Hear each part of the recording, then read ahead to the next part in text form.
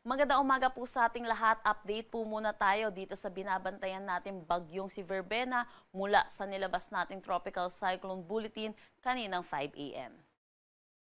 Itong si Verbena ay nananatili sa Severe Tropical Storm category at ito'y huling namataan sa line 240 kilometers north-northeast ng Pag-asa Island, Kalayaan, Palawan. Yes po, nakalabas na ito ng ating Philippine Area of Responsibility kaninang madaling araw. May taglay na lakas na hangin na 110 kilometers per hour at pagbugso na umaabot ng 135 kilometers per hour.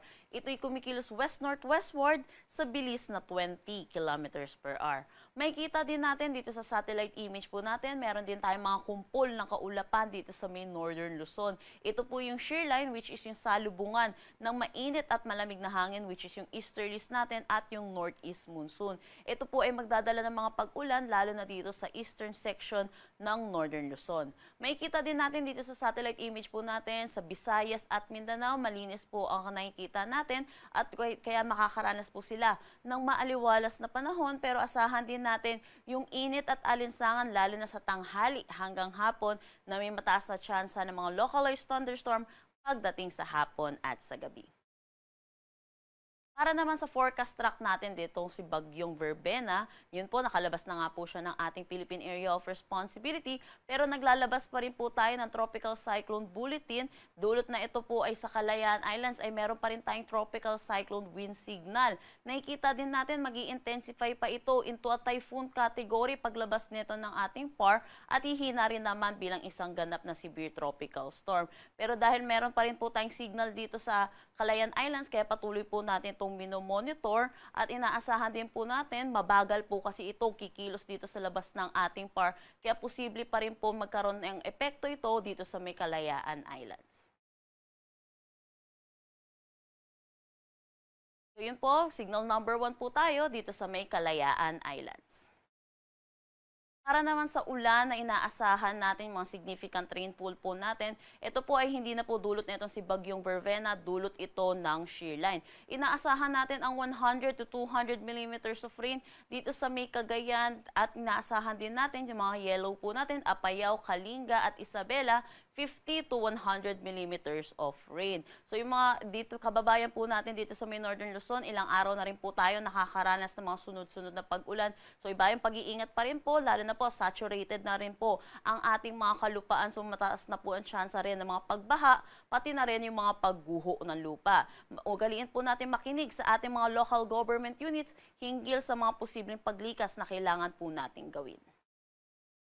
Para naman bukas, bahagya pong hihina yung epekto po netong shear line, pero inaasahan pa rin po natin significant rainfall pa rin po yung 50 to 100 millimeters of rain dito sa may Cagayan, Apayao at Isabela. Saturday naman po, November 29, dito na lamang tayo makakaranas ng 50 to 100 millimeters of rain dito sa may Cagayan. Para naman sa panahon natin ngayong araw, inaasahan po natin dulot na itong shear line, mataas ang tsansa ng mga kalat-kalat na pag-ulan dito sa may Cagayan, Isabela, malaking bahagi ng Cordillera Administrative Region.